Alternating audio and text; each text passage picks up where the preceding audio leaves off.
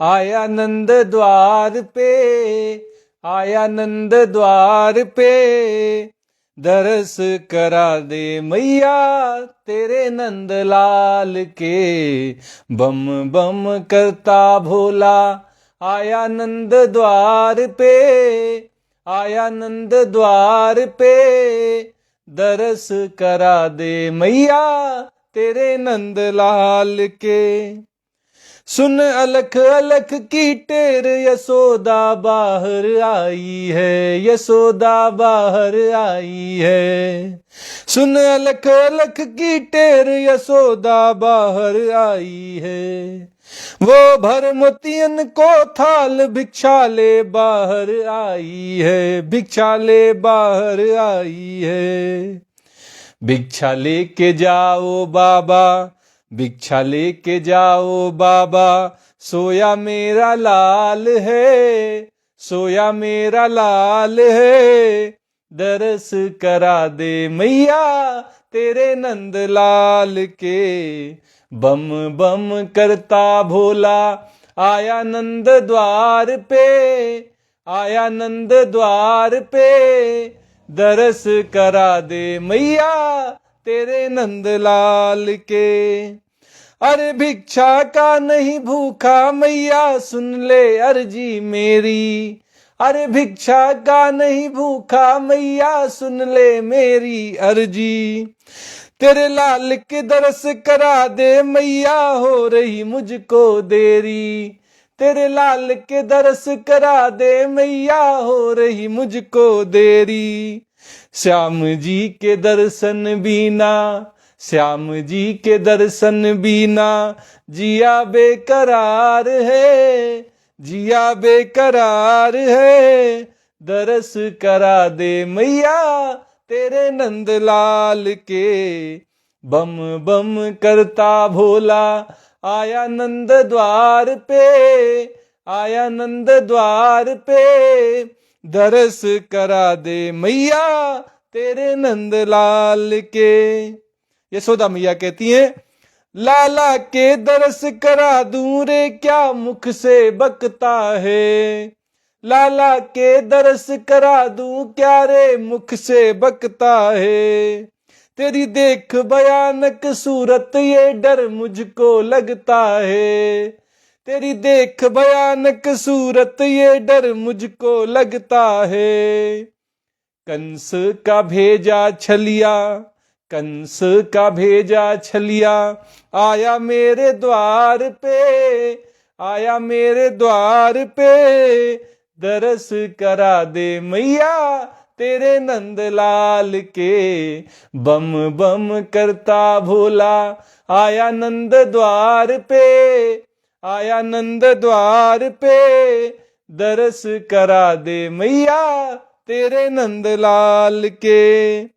बिन दरस किए नहीं जाऊं मैया पक्की बिचारी है, बिन दरस किए नहीं जाऊं मैया पक्की बिचारी है।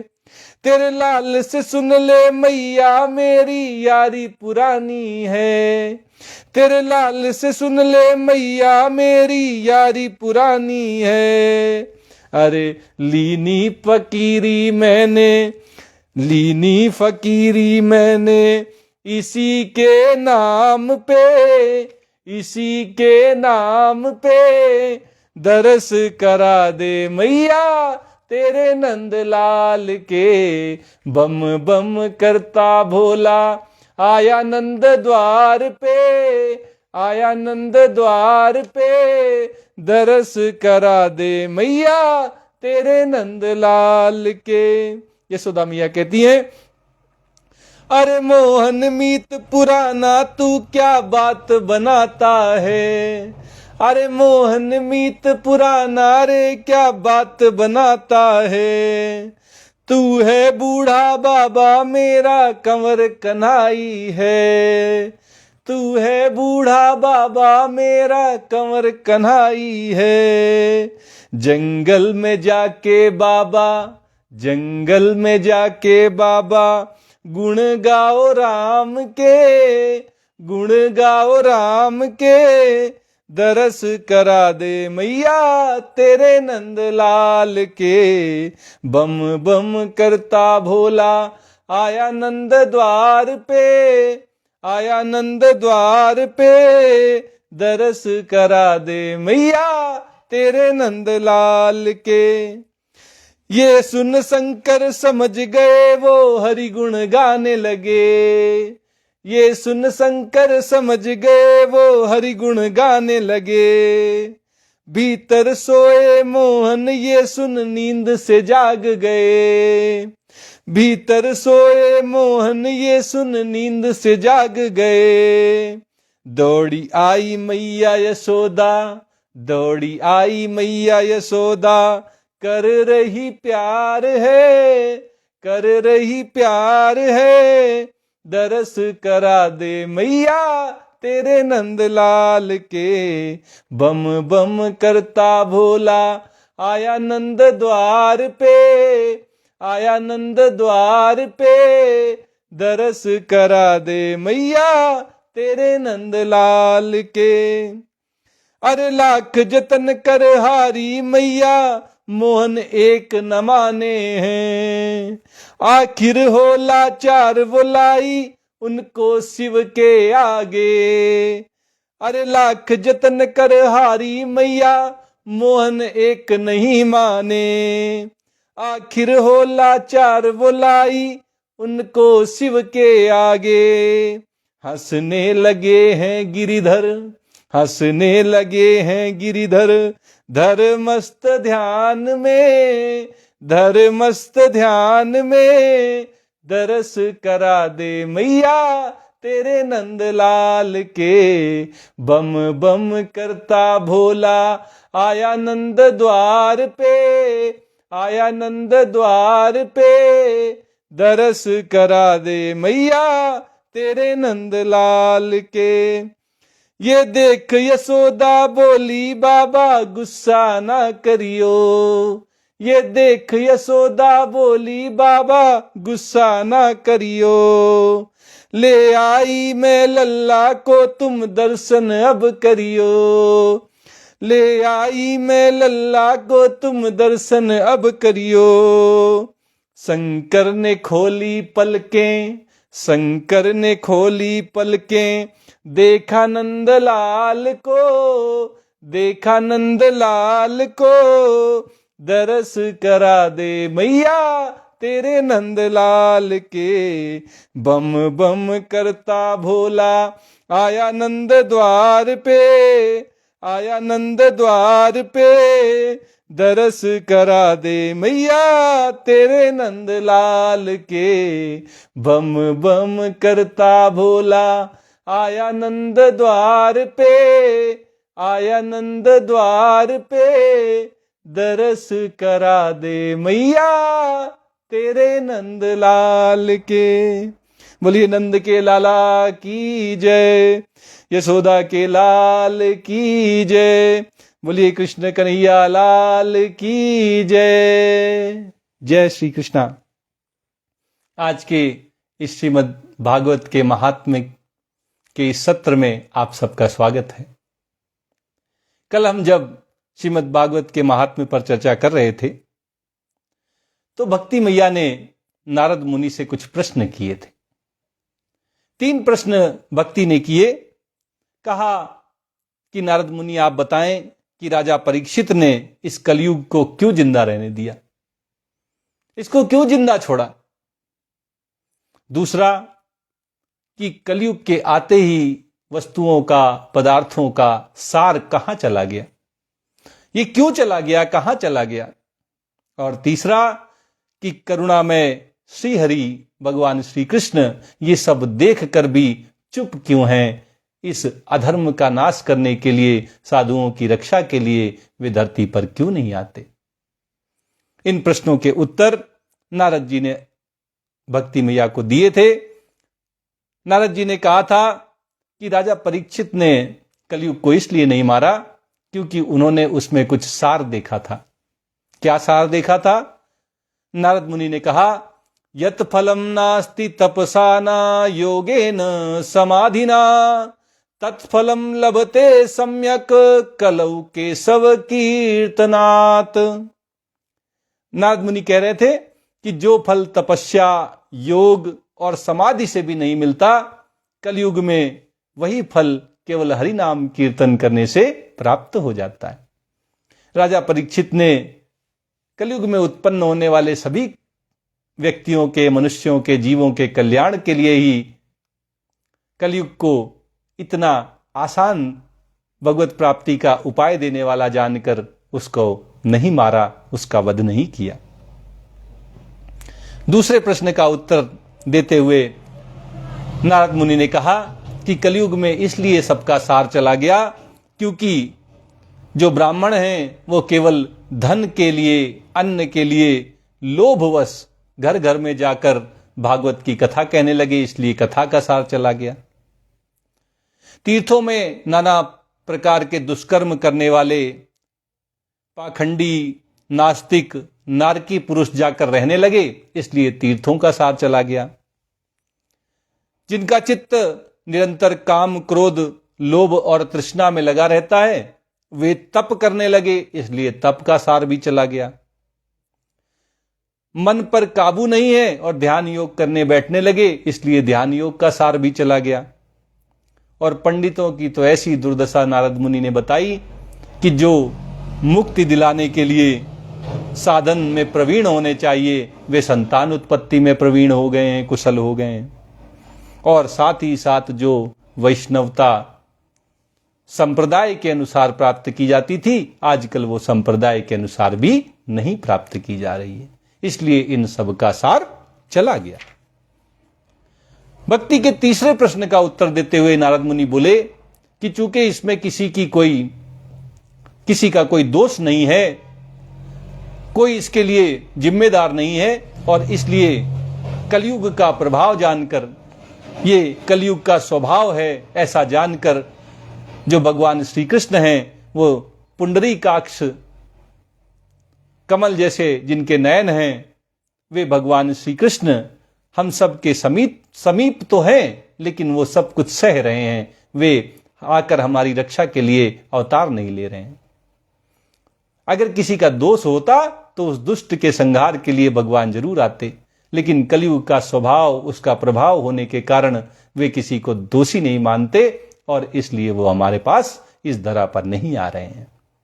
भक्ति के जब इन तीनों प्रश्नों के उत्तर नारद मुनि ने दे दिए, तो नारद मुनि की स्तुति करते हुए भक्ति मैया कहने लगी, जयति जयति जयति जगति मायां यस्य कायादवस्ते, जयति जगति मायां यस्य कायादवस्ते, वचन रचन मेकं केवलं चाकलय्य, वचन रचन मेकं केवलं चाकलय्य, ध्रुवपदमपि मायातो ध्रुवपदमपि यातो यत्कृपातो ध्रुवोऽयं, ध्रुवपदमपि यातो यत्कृपातो ध्रुवोऽयं, सकल कुशल पात्रं ब्रह्मपुत्रं नतास्मि, सकल कुशल पात्रं ब्रह्मपुत्रं नतास्मि।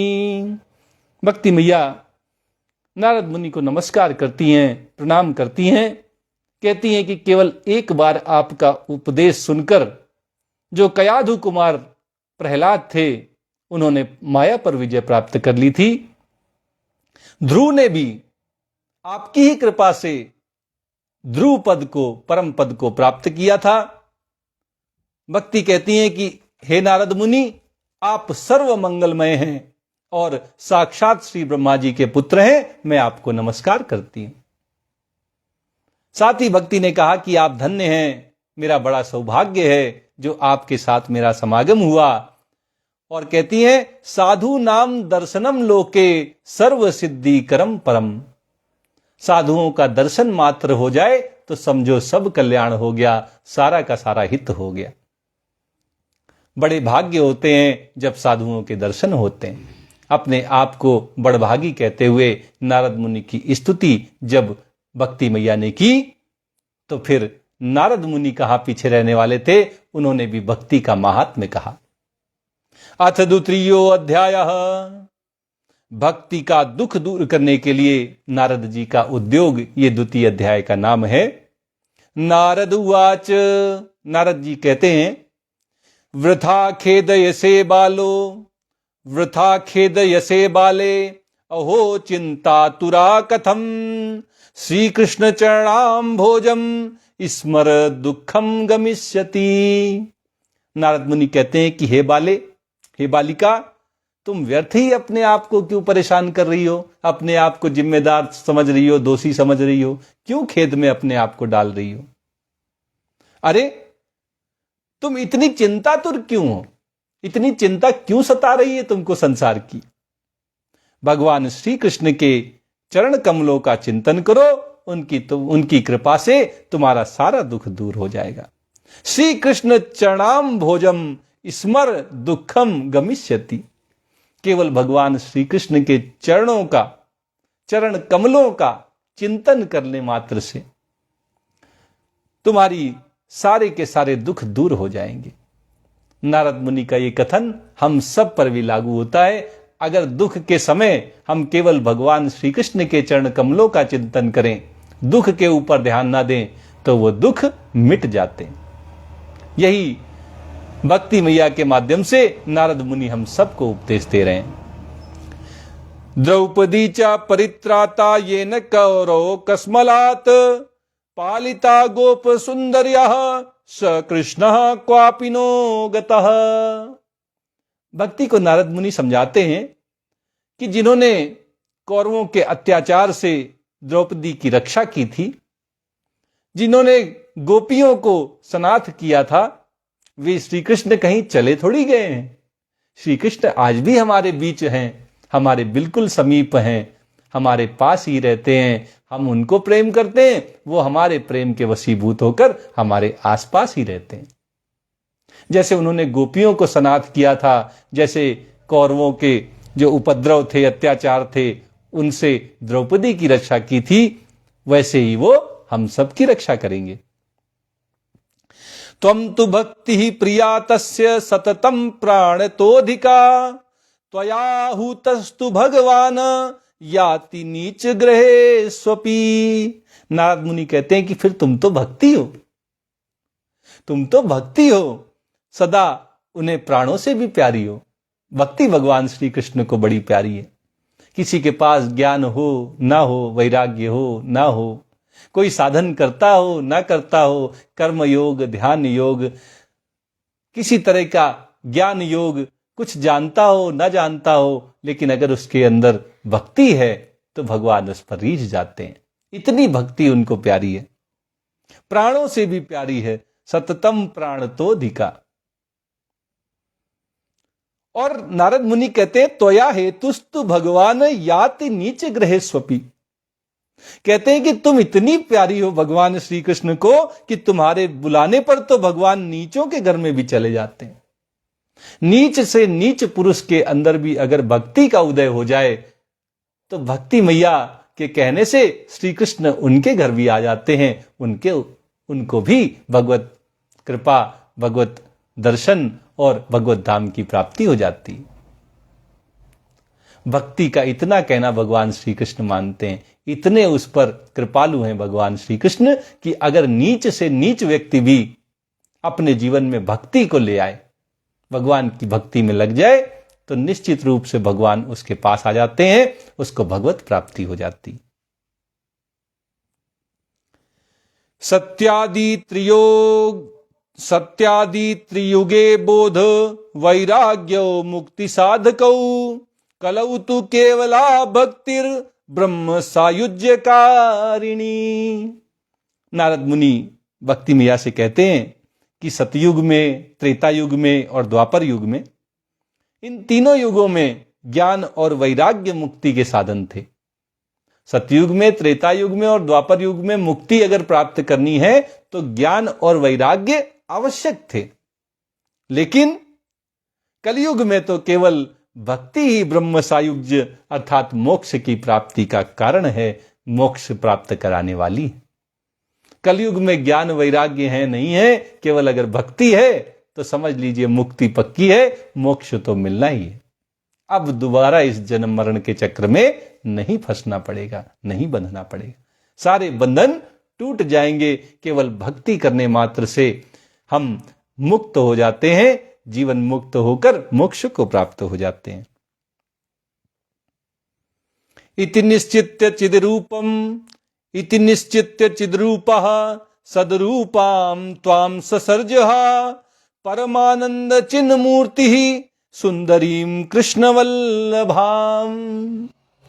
नारद मुनि कहते हैं कि ये सोच कर ही कि कलयुग में केवल तुम्हारे द्वारा ही मुक्ति प्राप्त हो जाएगी, परमानंद चिन्ह मूर्ति ज्ञान स्वरूप श्री हरि ने अपने सत्य स्वरूप से तुम्हें रचा है।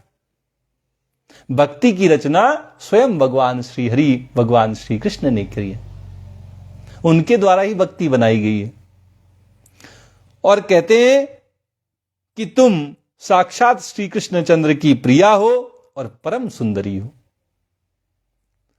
श्री कृष्णचंद्र की प्रिया हैं हम भक्ति मैया और परम सुंदरी हैं। बद्ध्वांजलिम त्वया पृष्ठम किम करोमिति चैकदा त्वं तदा ज्ञापयेत् कृष्णो मद्भक्तान् पोषयेति चा। एक बार भक्ति मैया ने हाथ जोड़कर श्री हरि भगवान श्री कृष्ण से पूछा था कि मैं क्या करूं, आपने मुझे बना तो दिया, अब मैं क्या करूं, मुझे क्या करना है, क्या करना चाहिए। जब ऐसे प्रश्न भक्ति ने भगवान श्री हरि से किए तो उन्होंने भक्ति को आज्ञा दी कि तुम जाओ मेरे भक्तों का पोषण करो, मेरे भक्तों का ख्याल रखो, जाकर उनको पोषित करो। ये कहकर भक्ति को भगवान ने भेज दिया हम सबकी रक्षा के लिए, पालन पोषण के लिए। अंगीकृतम त्वया तद्वै प्रसन्नोद्भूत हरिस्तदा मुक्तिम दासीम ददौ तुभ्यम ज्ञान वैराग्य का विमऊ। जब भक्ति मैया ने श्री हरि भगवान श्री कृष्ण की आज्ञा स्वीकार कर ली तो भगवान श्री हरि बहुत प्रसन्न हुए और भक्ति की सेवा के लिए उन्होंने मुक्ति को, मोक्ष को, मुक्ति को दासी के रूप में दे दिया और ज्ञान और वैराग्य को पुत्र के रूप में उन्हें दे दिया। भक्ति पर इतने भगवान प्रसन्न हुए कि मुक्ति को तो उन्होंने इनकी दासी बना दिया। अच्छा, दासी किसका कहना मानती है? अपनी स्वामिनी का, अपनी मालकिन का। इसलिए दासी जो है वो अपनी मालकिन, मुक्ति जो है वो अपनी भक्ति मैया के कहे अनुसार ही चलती है और पुत्र रूप में उन्होंने ज्ञान और वैराग्य को, भक्ति को दे दिया। पोषणम स्वेन रूपेण बैकुंठे त्वं करोसि च भूमो भक्त विपोषाय छाया रूपम त्वया कृतम। नारद मुनि कहते हैं कि हे भक्ति, साक्षात स्वरूप से तो तुम बैकुंठ धाम में ही रहती हो, भगवान के भक्तों का पोषण करती हो बैकुंठ धाम में, लेकिन भूलोक में, इस धरती में तो तुम भक्तों की पुष्टि के लिए केवल छाया रूप धारण करके आई हो। तुम्हारी छाया यहां धरती लोक में है जो भक्तों को पोषण देती है, उनको पोषित करती है। मुक्ति ज्ञानम विरक्तिम च सहकृत्वा गता भुवि कृतादि द्वापरस्यांतम महानंदेन संस्थिता। नारद मुनि कहते हैं कि जब तुम मुक्ति, ज्ञान और वैराग्य को साथ लेकर जब पृथ्वी पर आई और सतयुग से द्वापर युग तक, सतयुग में, त्रेता युग में और फिर द्वापर युग में तुम बड़े आनंद से रही। इन तीनों युगों में तुम्हें बड़ा आनंद प्राप्त हुआ, लेकिन कलौ मुक्ति ही क्षयं प्राप्ता पाखंडामय पीड़िता त्वदाज्ञया गता शीघ्रम वैकुंठम पुनरेव सा। लेकिन जैसे ही कलयुग आया तो तुम्हारी जो दासी है, ये जो मुक्ति है, ये पाखंड रूप रोग से पीड़ित होकर क्षीण होने लगी। जैसे ही कलयुग आया तो जो मुक्ति है वो पाखंड के रोग से ग्रसित हो गई और धीरे धीरे उसकी स्थिति बद से बदतर होने लगी। तब भक्ति की आज्ञा से वह मुक्ति वापस वैकुंठ लोक को चली गई। भक्ति ने निर्णय लिया कि ये तो मरने की कगार में आ गई है, यहां पाखंड के रोग से पीड़ित होकर ये अब मर जाएगी, इससे अच्छा इसको वैकुंठ धाम को भेज दिया जाए। उन्होंने वैकुंठ धाम में मुक्ति को वापस भेज दिया। स्मृता त्वयापि चात्रैव मुक्तिरायाति याति च पुत्रीकृत्य त्वयैमौ च पार्श्वे स्वस्यैव रक्षितौ। नारद मुनि कहते हैं कि देखो भक्ति, इस लोक में केवल तुम्हारा स्मरण करने से ही मुक्ति आती है और चली जाती है। अगर कोई भक्ति के द्वारा मुक्ति प्राप्त करने का प्रयास करता है तो भक्ति की कृपा से मुक्ति उसको प्राप्त हो जाती है, लेकिन ऐसे मुक्ति नहीं प्राप्त होती बिना भक्ति के। अब इस कलयुग में मुक्ति नहीं होने वाली है। लेकिन ये जो ज्ञान और वैराग्य हैं, इनको तुमने पुत्र समझकर अपने पास रख लिया, इनको तुमने वैकुंठ धाम में वापस नहीं भेजा। उपेक्षातः कलौ मंदौ। नारद मुनि कहते हैं फिर भी कलयुग में ये जो तुम्हारे जो दोनों पुत्र हैं, ज्ञान और वैराग्य, इनकी उपेक्षा होने के कारण ये तुम्हारे दोनों पुत्र वृद्ध हो गए हैं, उत्साहहीन हो गए हैं, मरणासन्न अवस्था में आ गए हैं। कोई बात नहीं, तुम कहते हैं कि तुम इनको जवान करने का, हष्ट पुष्ट करने का मैं कोई उपाय सोचता हूं। ऐसा आश्वासन भक्ति मैया को नारद मुनि ने दिया।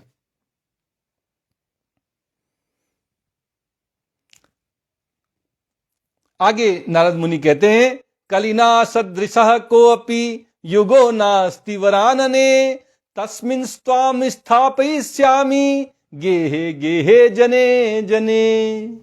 नारद मुनि कहते हैं कि भक्ति देखो, इस कलयुग के समान कोई दूसरा युग नहीं है।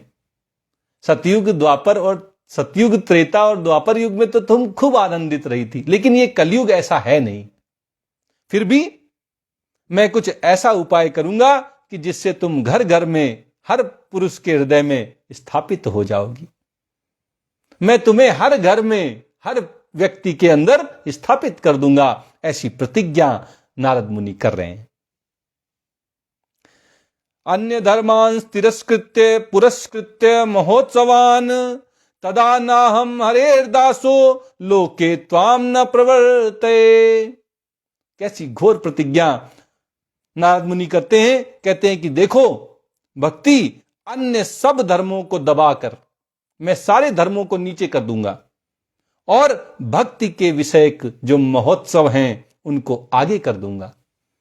सबसे ज्यादा आगे बढ़ जाएंगे भक्तिमय महोत्सव। और यदि मैंने इस लोक में तुम्हारा प्रचार ना किया तो मैं श्री हरि का दास नहीं हूं।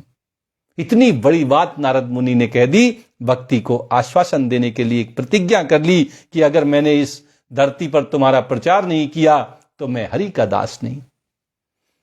नारद मुनि की तो पहचान ही हरि के दास के रूप में है। अगर उन्होंने भक्ति को जन जन तक, घर घर में नहीं स्थापित किया तो वो अपनी पहचान खो देंगे। वो कहते हैं कि मैं हरि का दास नहीं कहलाऊंगा।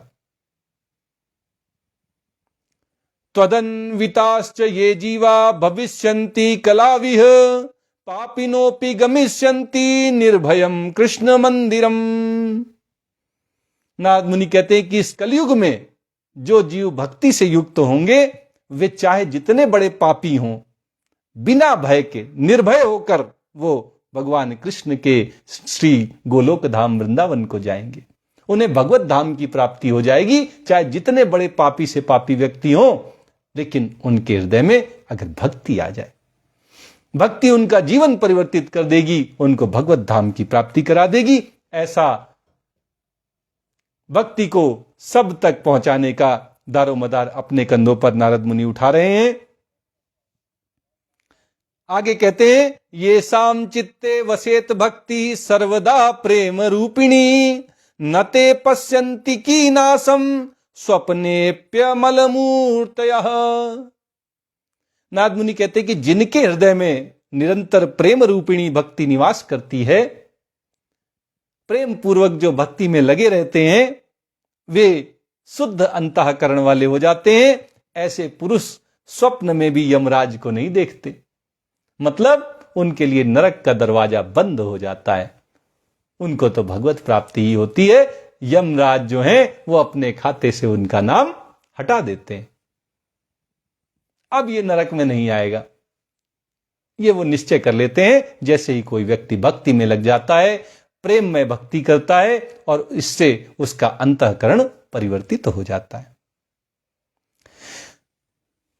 न प्रेतो न पिशाचो वा राक्षसो वा सुरोपि वा भक्ति युक्त मनस्का नाम स्पर्शनेन प्रभुर्भवेत। चाहे कोई प्रेत हो, चाहे कोई पिशाच हो, चाहे कोई राक्षस हो, चाहे कोई दैत्य हो, इनमें से किसी की इतनी हिम्मत नहीं है कि जिसके हृदय में भक्ति महारानी रहती हैं, जो भक्ति में लगा रहता है, भगवान की भक्ति करता है, उसको स्पर्श भी कर पाए। इतनी सामर्थ्य किसी में नहीं है। भक्त को कोई प्रेत नहीं छू सकता, भक्त का पिशाच, राक्षस और दैत्य बाल भी बांका नहीं कर सकता। नारद मुनि भक्ति की ऐसी महिमा गा रहे हैं। न तपोभिर्न वेदैश्च न ज्ञाने नापि कर्मणा हरिर्हि साध्यते भक्त्या प्रमाणम तत्र गोपिकाः। नारद मुनि कहते हैं कि तप, वेदों के अध्ययन, ज्ञान और कर्म योग आदि किसी भी साधन से भगवान को वश में नहीं किया जा सकता। भगवान को वश में करने के लिए अगर कोई तप करे तो भगवान उसके वश में नहीं हो जाएंगे।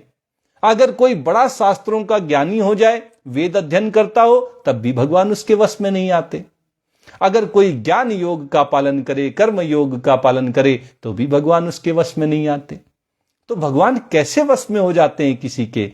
नारद मुनि कहते हैं कि केवल भक्ति से भगवान किसी भक्त के वशीभूत हो जाते हैं। और इसका प्रमाण भी प्रस्तुत करते हुए नारद मुनि कहते हैं, प्रमाणम तत्र गोपिका। गोपियां इसका प्रमाण है। गोपियों ने कौन सा तप किया था, कौन से वेदों का अध्ययन किया था, कौन सा ज्ञान उनके अंदर था, और कौन से कर्मयोग का वो पालन करती थी? उनके अंदर तो केवल भगवान के प्रति प्रेम पूर्ण भक्ति थी, और इसी कारण गोपियों का उद्धार हो गया। जैसी प्रेममय लीलाएं भगवान ने गोपियों के साथ की, ऐसी तो किसी को कभी प्राप्त नहीं हुई। और यही प्रमाण नारद मुनि भक्ति के सामने रखते हुए उसकी महिमा गा रहे हैं कि भक्ति तप से, वेदों के अध्ययन से, ज्ञान से, कर्म योग से सबसे श्रेष्ठ है। इससे भगवान भक्त के वश में हो जाते हैं। नृणाम जन्म सहस्त्रेण भक्तौ प्रीतिर्हि जायते कलौ भक्ति भक्त्या कृष्ण पुरः स्थिता। नारद मुनि कहते हैं कि मनुष्यों का सहस्त्रों जन्मों के पुण्य प्रताप से ही भक्ति में अनुराग होता है। किसी के जीवन में भक्ति तभी आती है जब उसके हजारों हजारों वर्ष जो जन्म हुए हैं उनके पुण्य एक साथ उदित हो गए हों। एक साथ सारे पुण्यों का अगर फल मिले हजारों जन्मों के, तब जाके किसी का भक्ति में अनुराग आता है, किसी को भक्ति अच्छी लगने लगती है, किसी का भक्ति में मन लग जाता है। और नारद मुनि कहते हैं कलौ भक्ति ही भक्त्या कृष्ण पुरः स्थिता। कलयुग में केवल भक्ति ही सार है। कलयुग में कोई दूसरा सार नहीं बचा, लेकिन एक सार कलयुग में है, और वो केवल और केवल भक्ति है। और नारद मुनि कहते हैं भक्ति से तो साक्षात श्री कृष्ण चंद्र सामने उपस्थित हो जाते हैं, और किसी साधन में इतनी ताकत नहीं है कि भगवान श्री कृष्ण को समक्ष साक्षात रूप में बुला ले। ये सामर्थ्य, ये ताकत तो केवल भक्ति में ही है कि भगवान श्री कृष्ण सामने आकर उपस्थित हो जाते हैं। ऐसे हजारों उदाहरण हैं जब भगवान श्री कृष्ण स्वयं भक्त के सामने आए हैं। और इसीलिए नारद मुनि कहते हैं कि केवल भक्ति ही है जो कलयुग का सार है। कलयुग में जो सार समान है, जो बीज युक्त है, जिससे किसी का कुछ हित हो सकता है, जिससे भगवत प्राप्ति हो सकती है, एकमात्र उपाय भक्ति ही है कलयुग में। भक्ति द्रोह कराये च ते सीदंति जगत्रे दुर्वासा दुःखमापन्नः पुरा भक्त विनिंदकः। नारद मुनि कहते हैं कि जो लोग भक्ति से द्रोह करते हैं, भक्ति नहीं करते, वे तीनों लोकों में दुख ही दुख पाते हैं। उनको कोई नहीं बचा सकता दुखों से, कष्टों से, पीड़ा से, परेशानियों से। उनके जीवन में ये सब तीनों लोकों में कहीं पे भी वो चले जाएं, उनके जीवन में दुख ही दुख आएंगे। क्यों? क्योंकि उन्होंने भक्ति से द्रोह किया है। अपने जीवन में वो भगवान की भक्ति को लेकर अभी तक नहीं आ पाए हैं और इसलिए उनको दुख ही दुख प्राप्त होंगे। और इसका उदाहरण प्रस्तुत करते हैं नारद मुनि। कहते हैं कि पूर्व काल में, प्राचीन काल में भक्त का तिरस्कार करने वाले दुर्वासा ऋषि को भी बड़ा कष्ट उठाना पड़ा था। एक बार राजा अम्बरीश से दुर्वासा मुनि का झगड़ा हो गया था।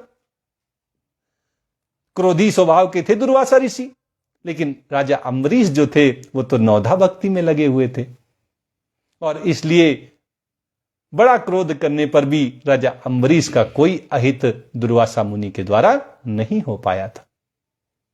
दुर्वासा ऋषि को ही दुख भोगना पड़ा था, उन्हीं को कष्ट उठाना पड़ा था। नारद मुनि कहते हैं, अलम वृत्तैरलम तीर्थैरलम योगैरलम मखै अलम ज्ञान कथालापैर भक्तिरेकैव मुक्तिदा। कहते हैं बस बस व्रत, तीर्थ, योग, यज्ञ और ज्ञान चर्चा, ये बहुत से साधनों की कोई आवश्यकता नहीं है जीवन में। ये सब करने की कोई जरूरत नहीं है। एकमात्र भक्ति ही मुक्ति देने वाली है। केवल भक्ति कर लो भगवान की, इसी से तुम्हें मुक्ति मिल जाएगी। तुम्हें ज्यादा व्रत, तीर्थ जाने, योग करने, यज्ञ करने और शास्त्रार्थ करने की आवश्यकता नहीं है। भगवान की प्रेममय भक्ति करिए। प्रेम पूर्ण भक्ति करके ही आप मुक्ति को प्राप्त हो जाएंगे। इस जन्म मरण के चक्र से, बंधन से मुक्त हो जाएंगे। सूत उवाच, सूत जी सौनक ऋषि से कहते हैं, इति नारद निर्णीतम स्वमाहात्म्यम निशम्य सा सर्वांग पुष्टि संयुक्ता नारदम वाक्यम अब्रवीत। जब भक्ति मैया ने नारद जी के मुख से अपना ये महात्म्य सुना तो भक्ति के सारे अंग पुष्ट हो गए और वे उनसे कहने लगी। नारद मुनि से भक्ति मैया कहती हैं, भक्तिरुवाच अहो नारद धन्योसी प्रीतिस्ते मयि निश्चला न कदाचिद विमुच्चामि चित्ते स्थास्यामि सर्वदा। भक्ति कहती है कि नारद जी आप धन्य हैं, आपकी मुझ में निश्चल प्रीति है। आपकी जो मुझ में प्रीति है उसको कोई चलायमान नहीं कर सकता। कोई मेरी प्रति आपके प्रेम को हटा नहीं सकता, कम नहीं कर सकता। मेरी प्रीति निश्चल आपके मन में है और आश्वासन देती है कि मैं सदा आपके हृदय में रहूंगी, कभी आपको छोड़कर नहीं जाऊंगी। इसलिए नारद मुनि के हृदय में हमेशा भक्ति रहती है। उन्होंने नारद मुनि को यह वचन दिया है कि मैं हमेशा आपके हृदय में रहूंगी, कभी आपको छोड़कर नहीं जाऊंगी। कृपालुना त्वया साधो मद्वाधा ध्वंसिता क्षणात् पुत्रयोश्चेतना नास्ति ततो बोधय बोधय। नारद मुनि से भक्ति मैया कहती हैं कि हे साधो, आप बड़े कृपालु हैं, आपकी बड़ी कृपा है, करुणा है, कृपा है। आपने क्षण भर में ही मेरा सारा दुख दूर कर दिया है। मेरे दुख को आपने क्षण भर में ही दूर कर दिया है, लेकिन अभी मेरे पुत्रों में चेतना नहीं आई है। भक्ति मैया अपने पुत्रों की याद नारद मुनि को दिलाती हैं कि देखो, ये मेरे ज्ञान और वैराग्य जो पुत्र हैं, ये अभी तक उठकर नहीं खड़े हुए, अभी भी मरणासन्न है, इनमें चेतना नहीं आई है। आप इन्हें शीघ्र ही सचेत कर दीजिए, आप इनको जगा दीजिए। जब नारद मुनि से भक्ति मैया ने अपने पुत्रों, ज्ञान और वैराग्य को जगाने के लिए, उठाने के लिए, सचेत करने के लिए कहा, तो सूत जी आगे की कथा सुनाते हैं। सूत उवाच, सूत जी सौनक ऋषि को आगे की कथा सुनाते हुए कहते हैं, तस्यावचः समाकर्णे कारुण्यम नारदो गतः तयोर्बोधन मारेभे कराग्रेण विमर्दयन्। जब भक्ति के ये वचन नारद जी ने सुने कि मेरे पुत्रों को जगा दीजिए, तो उन्हें बड़ी करुणा आ गई। करुणावान नारद जी अपने हाथ से ज्ञान और वैराग्य को हिला डुला कर जगाने का प्रयास करने लगे। मुखम संयोज कर्णांते शब्दमुच्चै समुच्चरन ज्ञान प्रबुध्यताम शीघ्रम रे वैराग्य प्रबुध्यताम। नारद मुनि अपने कान को ज्ञान और वैराग्य के मुंह के पास लगाकर कहने लगे, अरे ज्ञान जल्दी जाग जाओ, अरे वैराग्य जल्दी जाग जाओ। दोनों को जगाने का प्रयास करने लगे नारद मुनि। जब ऐसा करने से भी ज्ञान और वैराग्य नहीं उठे, तो वेद वेदांत घोषैश्चा गीता पाठैर मुहुर्मुहु बोध्यमानौ तदा तेन कथंचित चित्तोत्थितौ बलात्। जब वे कान के पास ले जाकर अपने मुख से उनको जगाने के लिए, अरे ज्ञान जागो, अरे वैराग्य जागो, उठो, ऐसा कहने पर भी जब वो नहीं उठे, तो नारद मुनि ने क्या किया, वेद वेदांत घोषई, उन्होंने वेद वेदांत का घोष किया, वेदों की ध्वनि वेदांत घोष करके जगाने का प्रयास किया। गीता पाठेर मुहुर्मुहु, बार बार गीता पाठ करके उनको सुनाया। ज्ञान और वैराग्य को गीता का प्रवचन बार बार किया। बोध्यमानौ तदा तेन कथंचित् चोत्थितौ बलात्। जब उन्होंने बार बार गीता का पाठ किया, तो जैसे तैसे बहुत जोर लगाकर ज्ञान और वैराग्य उठकर बैठ गए। बड़ा जोर लगाकर उठे, मतलब अभी उनमें ताकत नहीं आई है, अभी पूरी चेतना उनमें नहीं आई है। हां, वो जैसे मरणासन्न अवस्था में पड़े थे, उससे कुछ तो भला हुआ है उनका, अब वो उठकर जैसे तैसे बैठ पाए हैं। नेत्रैरनवलोकन्तौ जृंभन्तौ सालसावुभौ बकवत पलितौ प्रायः शुष्क काष्ठ समांगकौ। लेकिन आलस्य के कारण वे दोनों जम्हाई लेते दिखाई दे रहे हैं, दोनों जम्हाई ले रहे हैं। नेत्र उगाड़ कर देख भी नहीं पा रहे हैं, बड़ा कोशिश करते हैं अपने आंखों को खोलने की, लेकिन आंख इतनी भी नहीं खुलती कि उनको कुछ दिखाई दे जाए। आलस के कारण बार बार उनको जम्हाई आ रही है। उनके बाल बगुलों के समान सफेद हो गए हैं और उनके अंग जैसे लकड़ी सूखने के बाद निस्तेज हो जाती है, वैसे ही निस्तेज और कठोर उन ज्ञान और वैराग्य के अंग हो गए। गीता बार बार सुनाई, वेद वेदांत सुनाए, उनके मुंह के पास जाकर, उनके कान के पास जाकर उनको जगाने के लिए मधुर मधुर शब्द कहे कि जागो भैया, जागो भैया, लेकिन इससे भी उनका कुछ भला नहीं हो सका, उनके अंदर पूर्ण चेतना का संचार नहीं हो सका। आज गीता का प्रवचन यहीं तक होगा। आज श्रीमद् भागवत का ये महात्म्य यहीं तक कहा जाएगा, आगे की कथा कल कही जाएगी। आइए श्रीमद् भागवत की आरती करते हुए आज के इस सत्र को संपन्न करते हैं। श्री भागवत भगवान की है आरती, पापियों को पाप से है तारती। श्री भागवत भगवान की है आरती, पापियों को पाप से है तारती। ये अमर ग्रंथ, ये मुक्ति पंथ, ये पंचम वेद निराला, नव ज्योति जलाने वाला। ये अमर ग्रंथ, ये मुक्ति पंथ, ये पंचम वेद निराला, नव ज्योति जलाने वाला। हरि नाम यही हरिधाम यही, हरि नाम यही हरिधाम यही, यही जग मंगल की आरती, पापियों को पाप से है तारती। श्री भागवत भगवान की है आरती, पापियों को पाप से है तारती। ये शांति गीत पावन पुनीत पापों को मिटाने वाला, हरि दर्श दिखाने वाला। ये शांति गीत पावन पुनीत पापों को मिटाने वाला, हरि दर्श दिखाने वाला। ये सुख करनी ये दुख हरिणी, ये सुख करनी ये दुख हरिणी, श्री मधुसूदन की आरती, पापियों को पाप से है तारती।